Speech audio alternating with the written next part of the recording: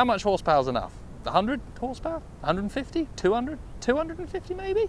Well, Ducati's engineers think 120 horsepower is the sweet spot for a track bike that everyone can ride that's still good fun on the road. We're here at the Seville circuit today and we're going to put that theory to the test. This is the new Ducati Panigale V2. In fact, that's a V2s with the Time Attack track pack on it, but more on that later. This is going to be great fun.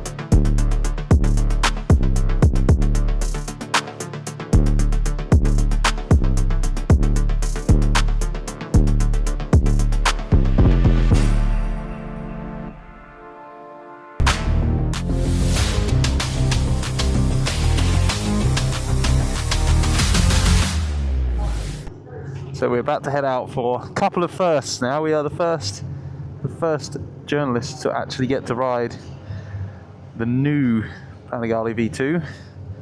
And this is the first time I've been at this new Seville circuit, and we are, again, going to be some of the first people to ride here. It's the first press launch here. It's a 4-kilometer track, lots of blind corners, lots of fast sections. We looked some videos earlier and it looks pretty wild. The bikes they've done are the S model, so it's got the Olin suspension on them with the mirrors removed, as you can see.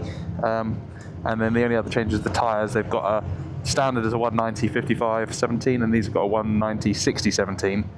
The Pirelli Supersport tyres on them, the slicks. Other than that, it is as it comes out the can.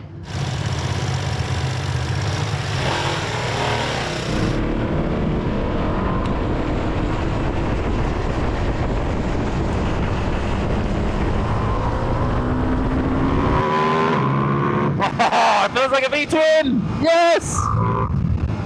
Okay, I'm happy. It feels like a V-twin again. Oh, and it sounds like one. Right, there you go, the internet can shut up now. It's wrong. Less power is better. I base it now on 3 corners in a straight. Oh, these corners are so long. Don't touch the white lines, they said.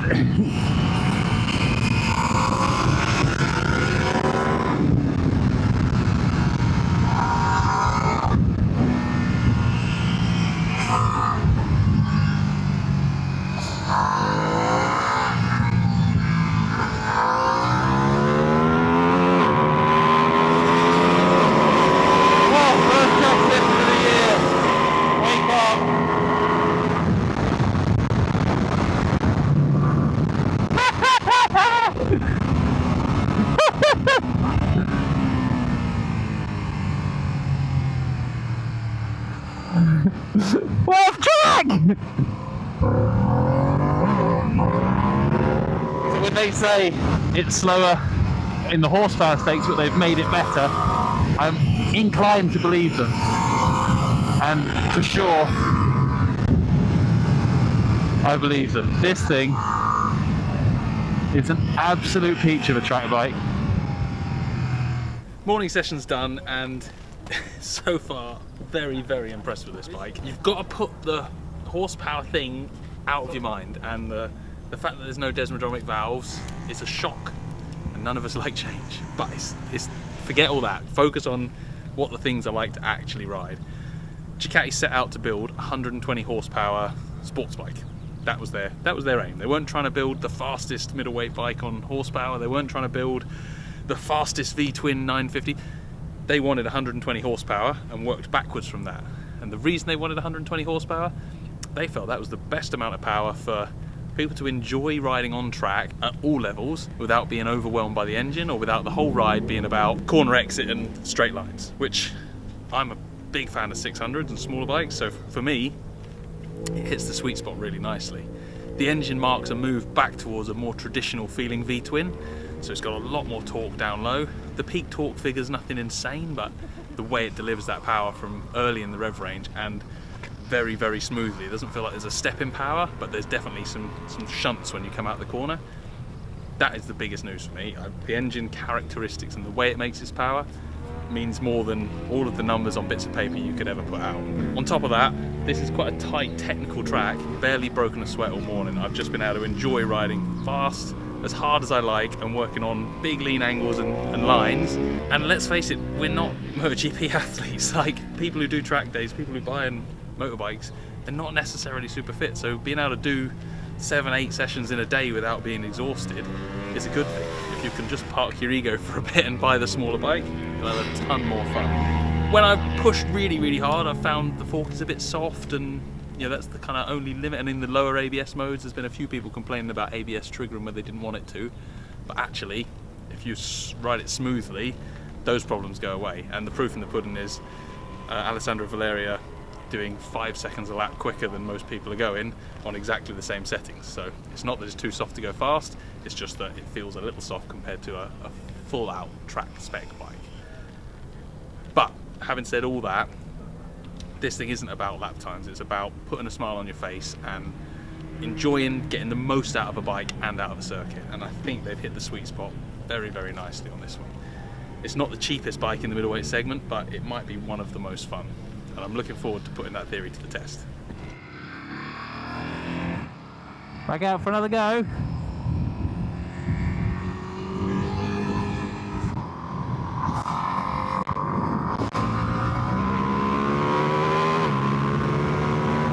One thing I do like is it's still got that little Panigale wiggle that I remember from the very first Panigale. It has like a little, it's not a head shake, it's more like a weave. Wow. That thing's fun. That thing is fun. Now this is a bike that Ducati has designed to give everyone an entry level into the world of the Panigale. The flagship V4 Panigale is now just shy of 3 million horsepower-ish, don't quote me on that, has every electrical gizmo known to man, and is an incredible thing, and in fairness to it, has made 200 plus horsepower more accessible than it's ever been. But that's the trend right now. Manufacturers are making these incredible, stupidly high horsepower superbikes, and then coming up with more and more electronic ways to make normal human beings able to ride them. But this bike comes at it from a completely different direction. Ducati started with a number, 120 horsepower, and went, right, if we're going to build that much power on the bike, we're going to make it as light as we can, and we're going to make a bike that absolutely everyone can get on track and enjoy, whether you're literally Marc Marquez, who they used to do some of the test riding towards the end, or a complete track novice. And they think that this bike is going to be the all things to all riders absolute sweet spot for having fun on track. This bike marks a bit of a return to the old schoolish V-twin way. It's about drive and torque down low rather than just about peak power. This thing makes over 80 Newton meters of torque from 4,000 RPM onwards, and when you ride it, it means that instead of having to chase the revs to get the thing to come on song, it drives hard off a corner. It's exactly the same scenario we had when the world was full of 120 horsepower, 600cc 4-cylinder supersport bikes, and Triumph turned up with a 3-cylinder that made the same power, slightly less, but loads more torque, and all of a sudden everybody loved the Triumph. That's exactly what this thing's trying to do. It's trying to take all those parallel twin middleweight sports bikes and outdo them with good grunt and good drive off the turn. There's a lot to talk about with this bike. I'm not going to bore you with all the specs, but essentially it's 120 horsepower, 176 kilos an empty fuel tank form, so mid 180s once it's got some fuel in it, and it's designed to be accessible as a road bike as well as a track bike, and that's given it a slightly more relaxed riding position on the road. But interestingly, that doesn't seem to have handicapped its track performance. There's a few options available. The base model is 15 grand and comes with a Marzocchi fork and a Kayaba shock, and then the S version behind me comes with the Öhlins fork and the Öhlins shock, and also a lithium battery and a few other things to trim the weight down a bit. So the base version's 179 kilos, S version's 176, and if you buy the Time Attack track pack, which you can delete the headlights, side stand, rear lights, make it into just a track bike, it goes down to sort of mid 160s without fuel. So there's a few options they've aimed this bike at, making it a track special but as well as an accessible road bike. That one behind me has got a few of the time attack parts on it, including the lower handlebars and the Termi exhaust system, which saves weight and gives you more power. I think 126 horsepower is what they're quoting. Now, enough about the bike. What we want to know is, what does it ride like? And I guarantee that every review you see of this bike, there's going to be a lot of superlatives and a lot of very excited people. And there's a reason for that. A, it is a flipping awesome track bike. We came to a track that none of us had ever seen, a very technical track, and I don't think I thought about the bike at all in the first session. I just rode round. And it was at the end of the session where I was like, oh, hang on, wow, there was nothing the bike did that disturbed me. It just let me learn the track and push as hard as I wanted. It went where I wanted it to go. It stopped how I wanted it to stop, which sounds like there's nothing to say about the bike, but in reality, what that means is this is a very, very easy to get on and ride fast track bike. Then as sessions went on throughout the day, you start to push the bike a bit harder and get a bit more aggressive with it, and it really does shine. Absolutely, if you were a super sport, national level super sport rider, you'll probably moan that the fork is eventually a little bit soft. You might even want the rear sets further back and a little bit higher, more like the old Panigale V2, so that your feet don't drag so much. But this stuff's happening at a pace where you're moving on pretty rapidly. And if this isn't fast enough for you, then they do a faster one. It's called the Panigale V4. And the payoff of all those things that eventually do slow you down for the top end riders is that it's really, really fun and easy to ride for everybody. When you first put someone on a track bike with really, really low bars and a really high seat and the feet are miles behind them, until you're riding really fast, that riding position makes no sense at all, because all your weight's on your wrist, you're loading up the bars through the corner, you're not doing nice things to the bike unless you're actually traveling at a really, really good pace. So by having a higher bar, by having a more relaxed riding position, it means that everyone gets on, everyone feels comfortable, and everyone can get the best out of the bike straight away. And that's way more important than who's got 250 horsepower down the start-finish straight. One of the major reasons why I think everyone has been so surprised by this bike today is because we looked at the numbers, we looked at the previous comparable bike to this, i.e. the Supersport 950, and I think that's what we feared this bike was going to be. We've lost power, we've lost perceived performance from the old Panigale V2, and I think everyone feared that this was going to be a bit of a soft, kind of wheezy nothing bike, but we should have probably had more faith in Ducati.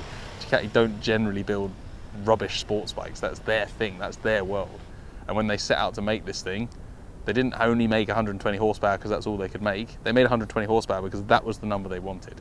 And they paired that to a really lightweight chassis that is super agile, steers well, gives loads of feedback, doesn't seem to tie itself in knots when you push it hard. And they've created a bike that genuinely has entertained and looked after and amused riders from national superbike champions down to, you know, early days of track riding. And that is a magic sweet spot. So one little criticism I had of the bike was the brakes had a bit of a strange feel to them, especially in the afternoon sessions once everything was getting hot. The bike was being worked really hard by 2 riders all day, but I definitely started getting a little bit of like a vibration through the lever when the brake got hotter and hotter on the 2 big stopping points on the track. It never actually made me miss an apex, but it definitely kind of robbed me a bit of feel of when I was trying to trail the brake into a corner. The only other issue I had was when I got too aggressive with it, I did find the fork was a bit soft.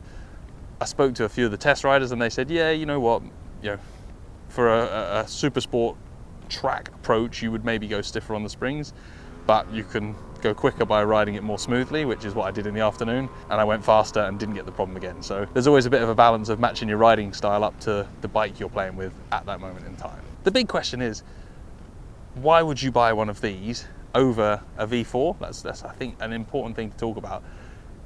I think you have to be a very high level to get the most out of the big V4 Panigale these days, or any of the big litre sports bikes. They have those electronic systems, they have those packages, the slide control, the wheelie control, the braking back in intro, all these incredible electronics that let most riders get the most out of them. But you're spending the whole day leaning on those electronics, and there's a purer way to ride.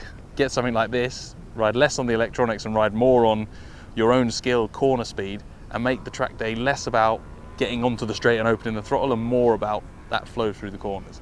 If that's the sort of riding you prefer, I think you'll have a better time on track with this.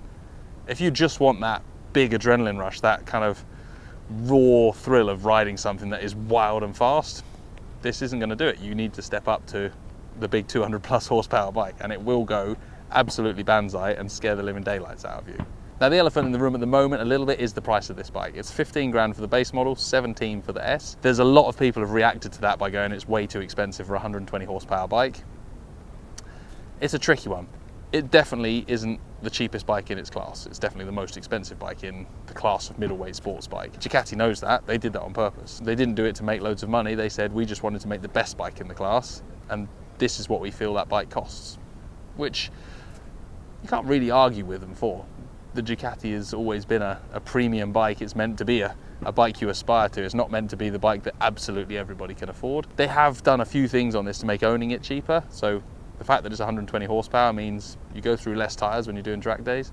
They've also revised the valves. If you know Ducatis, you know they have a desmodronic valve system which opens and closes the valves manually rather than having a spring. This does away with that. Again, Ducati said that made it lighter, simpler, and they didn't need the benefit of that system because this isn't such a high revving bike. So that makes servicing this bike half the amount of labour that it is to service on a Desmo system. Talking of clever tech, they've got variable cam timing on this bike.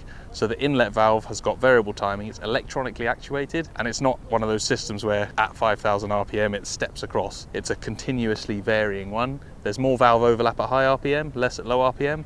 But in between that, it varies it based on throttle position, speed, a bunch of parameters inside the ECU. I never really noticed it step up between the valve timing or the cam timing on track. The bike has got a good shove coming out the corner. There's a noticeable surge in the power, but there's no kind of step as it lumps up onto the cams. Probably the best way to summarize this bike was the very last session of the day. We'd finished all our work, in inverted commas. It's not work, is it? It's mucking around on motorbikes. But for the last session of the day, myself, Al Fagan from 44 Teeth, and Zach Courts of Zach and Ari fame, we all went out for a play together. We're all really similar speeds. We're all really good friends off the track, and it was an absolute riot. I didn't stop giggling for the entire session. And give us another 100 horsepower, and that would have been a different story, because we'd have all been hanging on, a bit knackered at the end of the day, and it gets a bit wilder. With 120 brake, it just made it an absolute hoot. And that bike is a proper good smile maker.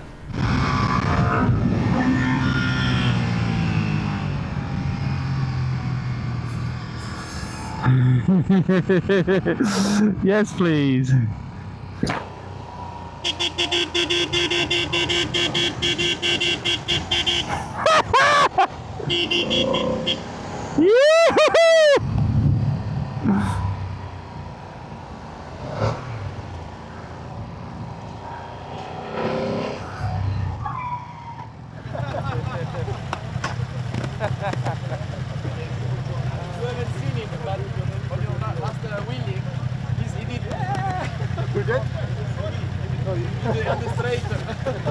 That's great, man.